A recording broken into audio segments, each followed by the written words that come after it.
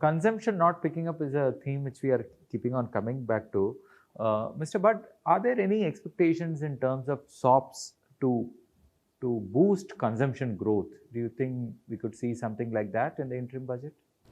Well, in the interim budget, I don't think there will be too many. I mean, there probably is not going to be any new proposals for direct tax, because indirect tax virtually the government has given up, because it's all the GST Council that decides.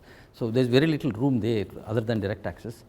But I think one point on capital formation that we are discussing in the private sector, I think what we probably have missed is this, that through the NCLT route, there are a lot of dormant capacity that has been reactivated.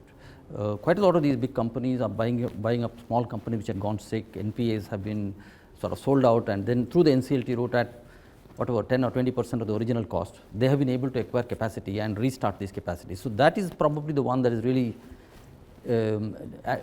generating all this 6% plus of GDP growth. That is something that probably we missed, because there are no big bang announcements of so many billions of dollars of new investment. But this is something that's happening on the ground, which is actually very good for efficiency. But as far as consumption is concerned, I think there is some talk of that Prime Minister Kisan Yojana being given some more funds. I think things like that would happen, but I don't think any big bang reforms will really happen, because it's just basically an vote on account. But I don't think they will let go this opportunity of spending more to generate consumption expenditure. Spending more to generate consumption. Niranjan, do you think this kind of talk will be matched by allocation? And the margin, perhaps. See, as I said in my opening remarks, and I agree with what was said already.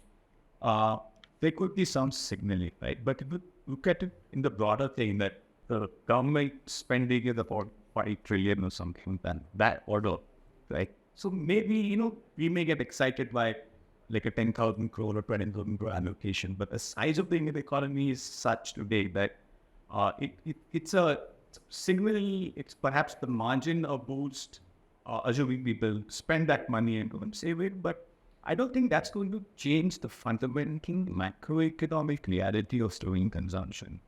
And see, I think that this was coming in the sense that if you see what happened during the pandemic, that there was at least one large section of Indian society which was earning income and not being able to spend, like sitting at home basically, or even later spending on just some goods. So excess savings had built up, in the household balance sheets, and those were spent down in the past 3 years. So this entire thing about revenge consumption, whether it is of goods or services, that had happened.